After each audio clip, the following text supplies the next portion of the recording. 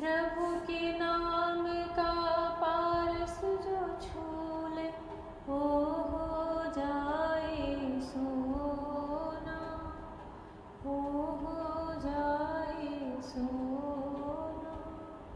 दो अक्षर का नाम हरि है, लगता बड़ा सलोना, लगता बड़ा सलोना।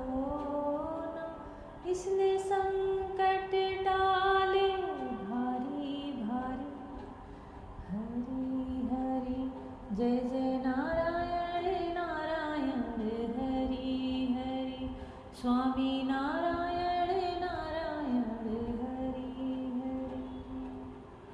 भगवान के इस नाम की महिमा प्रहलाद, ध्रुव, मीरा, सूरदास, तुलसीदास, इन सब के अंतःकरण ने अच्छे से भली प्रकार समझ लिया था। इसलिए उन्होंने अपने सुख वैभव सबका त्याग करके भगवान के नाम की शरण ली और भगवान के निज धाम को प्राप्त किया, भगवान के प्रेम को प्राप्त किया। जय श्री कृष्णा, जय श्री कृष्णा। मेरी सोल फैमिली आध्यात्म आपके अपने चैनल पर मैं नंदा आप सबका बहुत बहुत स्वागत करती हूँ। हरि के नाम का प्रभाव, भगवान नाम का प्रभाव कितना बड़ा होता है, कितना महत्वपूर्ण होता है कि वो हमारे जन्म जन्मांतर के सभी पापों को काट डालता है। अजामिल की इस कथा से यही हमें पता चलता है।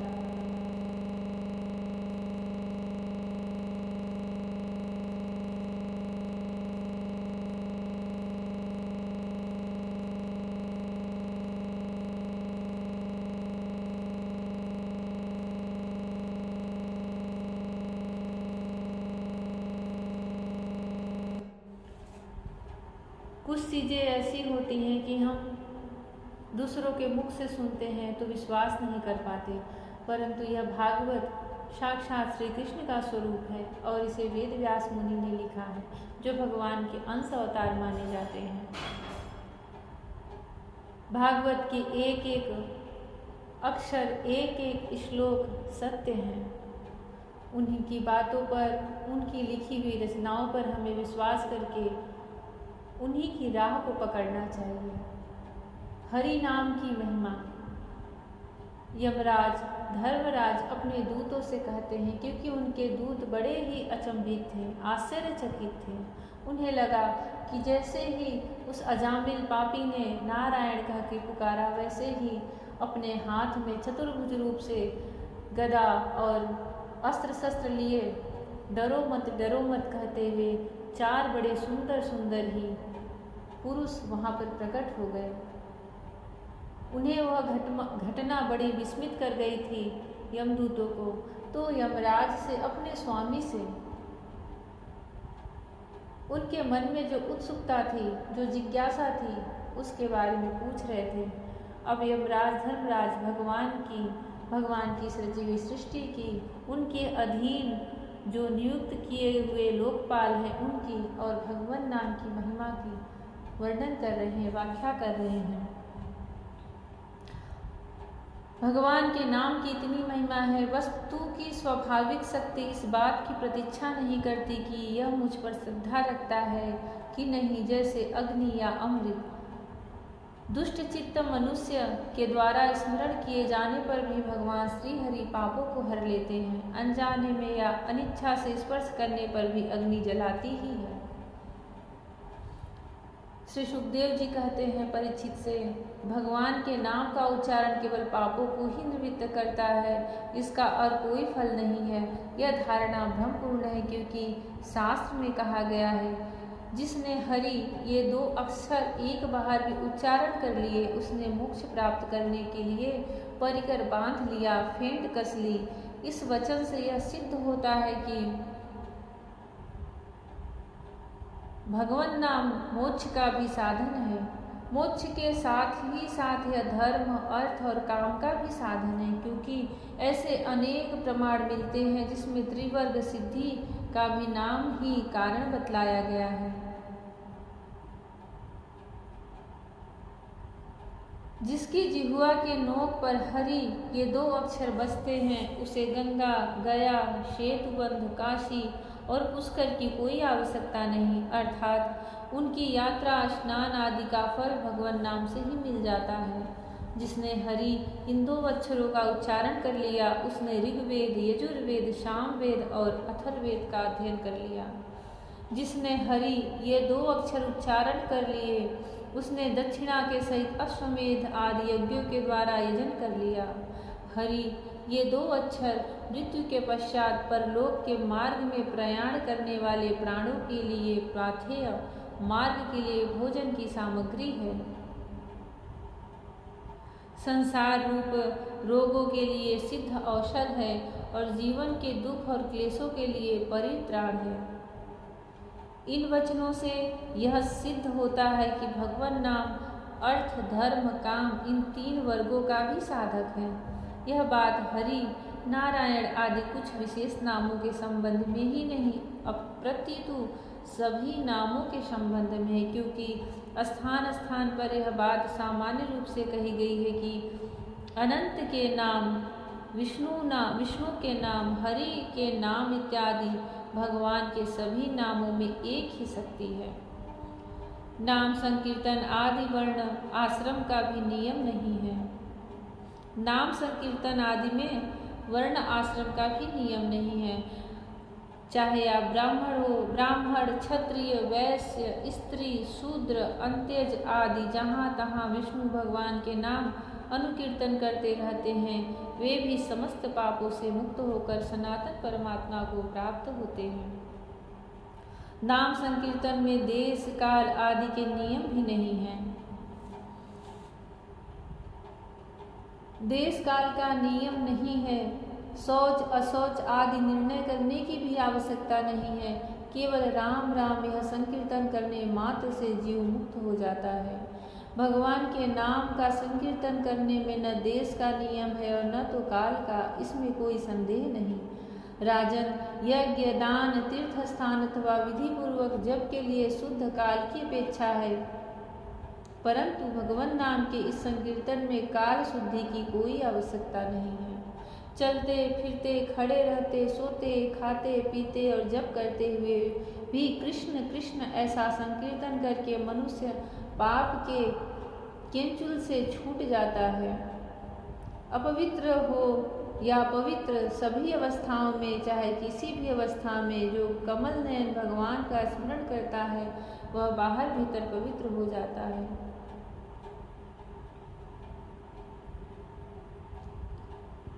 जिसकी जिह्वा पर कृष्ण कृष्ण कृष्ण यह मंगलमय नाम नृत्य करता रहता है, उसकी कोटि कोटि महापातक राशि तत्काल भस्म हो जाती है। सारे यज्ञ, लाखों व्रत, सर्वतीर्थ स्नान, तप, अनेकों उपवास, हजारों वेद पाठ, पृथ्वी की सैकड़ों प्रदक्षिणा कृष्ण नाम जप के 16वें हिस्से के बराबर भी नहीं हो सकते। भगवान कृष्ण के नाम की कितनी बड़ी महिमा है। सुखदेव जी राजा परीक्षित से कह रहे हैं कि जिसकी जिह्वा पर सिर्फ सदैव कृष्ण कृष्ण कृष्ण यह मंगलमय नाम नृत्य करता रहता है, उसकी कोटि कोटि महापातक राशि तत्काल भस्म हो जाती है। सारे यज्ञ, लाखों व्रत, सर्व तीर्थ स्नान, तप, अनेकों उपवास, हजारों वेद पाठ, पृथ्वी की सैकड़ों प्रदक्षिणा कृष्ण नाम जप के 16वें हिस्से के बराबर भी नहीं है। जय श्री कृष्ण। भगवान के कीर्तन में ही यह फल हो सो बात नहीं, उनके श्रवण और स्मरण में भी वही फल है। जैसे कोई भागवत कर रहा है तो उसको जो फल प्राप्त होता है, उसके श्रवण करने वाले को भी, कीर्तन करने वाले को भी उतना ही फल प्राप्त होता है। भगवान नाम के कीर्तन में ही फल हो सो बात नहीं, उनके श्रवण और स्मरण में भी वही फल है। 10वें स्कंध के अंत में कहेंगे, जिनके नाम का स्मरण और उच्चारण अमंगलग्न है, शिव गीता और पद्म पुराण में कहा गया है। भगवान कहते हैं कि आश्चर्य, भय, शोक, क्षत, चोट लगने आदि के अवसर पर जो मेरा नाम बोल उठता है या किसी ब्याज से स्मरण करता है वह परम गति को प्राप्त होता है। मृत्यु या जीवन चाहे जब कभी भगवान का नाम स्मरण करने वाले मनुष्यों की पाप राशि तत्काल नष्ट हो जाती है। उन चिदात्म प्रभु को नमस्कार है। यज्ञ यागादि रूप धर्म अपने अनुष्ठान के लिए जिस पवित्र देश काल पात्र शक्ति सामग्री श्रद्धा मंत्र दक्षिणा आदि की अपेक्षा रखता है, इस कलयुग में उसका संपन्न होना अत्यंत कठिन है। भगवान नाम संकीर्तन के द्वारा उसका फल अनायास ही प्राप्त किया जा सकता है। भगवान शंकर पार्वती जी से कहते हैं, संपूर्ण जगत का स्वामी होने पर भी मैं विष्णु भगवान के नाम का ही जप करता हूँ। मैं तुमसे सत्य सत्य कहता हूँ, भगवान को छोड़कर जीवों के लिए अन्य कर्मकांड आदि की कोई भी गति नहीं है। श्रीमद् भागवत में ही यह बात आगे आने वाली है कि सतयुग में ध्यान से, त्रेता में यज्ञ से और द्वापर में अर्चना पूजा करने से जो फल मिलता है, कलयुग में वही केवल भगवान नाम से मिलता है। और भी है कलयुग दोषों का निधि, परंतु इसमें एक महान गुण है कि श्री कृष्ण संकीर्तन मात्र से ही जीव बंधन मुक्त होकर परमात्मा को प्राप्त कर लेता है। इस प्रकार एक बार के नामोच्चारण की भी अनंत महिमा शास्त्रों में कही गई है। यहाँ मूल प्रसंग में ही इसका उल्लेख किया जा चुका है। बार बार जो नामोच्चारण का विधान है वह आगे और पाप न उत्पन्न हो जाए, इसके लिए ऐसे वचन भी मिलते हैं कि भगवान के नाम का उच्चारण करने से भूत वर्तमान और भविष्य के सारे ही पाप भस्म हो जाते हैं। फिर भी भगवत प्रेमी जीवों के पापों के नाश पर अधिक दृष्टि नहीं रखनी चाहिए। उसे तो भक्ति भाव की दृढ़ता के लिए भगवान के चरणों में अधिकाधिक प्रेम बढ़ता जाए, इस दृष्टि से अहर्निश नित्य निरंतर भगवान के मधुर मधुर नाम जपते रहना चाहिए। जितनी अधिक निष्कामता होगी उतनी नाम की पूर्णता प्रकट होती जाएगी, अनुभव में आती जाएगी। अनेक तार्किकों के मन में यह कल्पना उठती है कि नाम की महिमा वास्तविक नहीं है, अर्थवाद मात्र है। उनके मन में यह धारणा तो हो ही जाती है कि शराब की एक बूंद भी पतित बनाने के लिए पर्याप्त है, परंतु यह विश्वास नहीं होता कि भगवान का एक नाम भी परम कल्याणकारी है।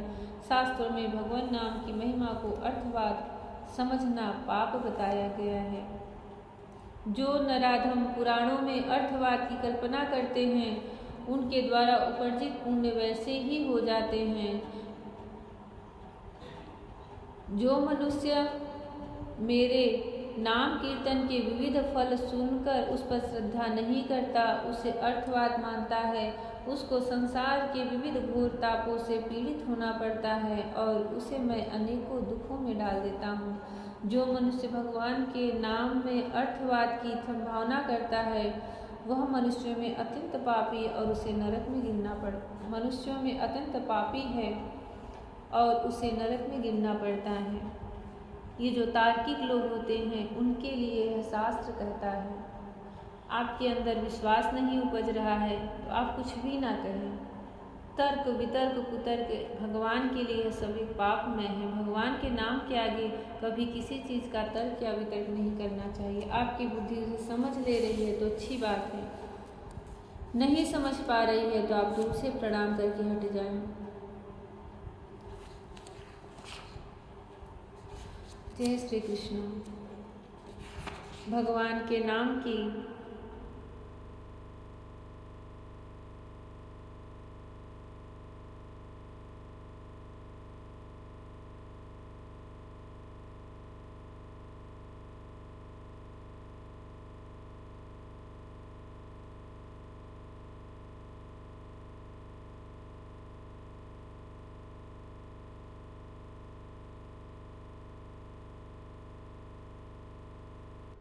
ऐसी ही महिमा है। श्री सुखदेव जी कहते हैं, परीक्षित, इसलिए तुम ऐसा समझ लो कि बड़े से बड़े पापों का सर्वोत्तम, अंतिम और पाप वासनाओं को भी निर्मूल कर डालने वाला प्रायश्चित यही है कि केवल भगवान के गुणों, लीलाओं और नामों का कीर्तन किया जाए। इसी से संसार का कल्याण हो सकता है। जो लोग बार बार भगवान के उदार और कृपापूर्ण चरित्रों का श्रवण कीर्तन करते हैं, उनके हृदय में प्रेममयी भक्ति का उदय हो जाता है। उस भक्ति से जैसी आत्मशुद्धि होती है, वैसी कृच्छ, चांद्रायण आदि व्रतों से नहीं होती। जो मनुष्य भगवान श्री कृष्णचंद्र के चरणार बिंद मकरंद रस का लोभी भ्रमर है, वह स्वभाव से ही माया के अपातरम्य, दुखद और पहले से ही छोड़े हुए विषयों में फिर नहीं रमता। किंतु जो लोग उस दिव्य रस से विमुख हैं, कामनाओं ने जिनकी विवेक बुद्धि पर पानी फेर दिया है, वे अपने पापों का मार्जन करने के लिए पुनः प्रायश्चित रूप कर्म ही करते हैं। इससे होता यह है कि उनके कर्मों की वासना मिटती नहीं और वे फिर वैसे ही दोष कर बैठते हैं। परीक्षित, जब यमदूतों ने अपने स्वामी धर्मराज के मुख से इस प्रकार भगवान की महिमा सुनी और उसका स्मरण किया, तब उनके आश्चर्य की सीमा न रही। तभी से वे धर्मराज की बात पर विश्वास करके अपने नाश की आशंका से भगवान के आश्रित भक्तों के पास नहीं जाते, और तो क्या वे उनकी ओर आँख उठाकर देखने में भी डरते हैं। प्रिय परीक्षित, यह इतिहास परम गोपनीय, अत्यंत रहस्यमय है। मलय पर्वत पर विराजमान भगवान अगस्त्य जी ने श्रीहरि की पूजा करते समय मुझे यह सुनाया था। जय श्री कृष्ण। भगवान के अति रहस्यमय, गोपनीय से गोपनीय जो कथाएं हैं, हम जैसे लोगों को एक सही मार्ग दिखाने के लिए वेद व्यास मुनि इस भागवत महापुराण में लिखे हैं। भगवान नाम की इतनी बड़ी महिमा, श्री कृष्ण नाम का इतना बड़ा महत्व जानकर भी कोई कैसे रह सकता है भगवान कृष्ण के नाम को लिए बिना। भगवान श्री कृष्ण सबको सद्बुद्धि दे, सब पर अपना कल्याण दे। राधा रानी श्री कृष्ण भगवान सबको अमृतमयी, प्रेममयी वर्षा दे। जय श्री कृष्ण, जय श्री कृष्ण। राधे राधे। हरि ओम।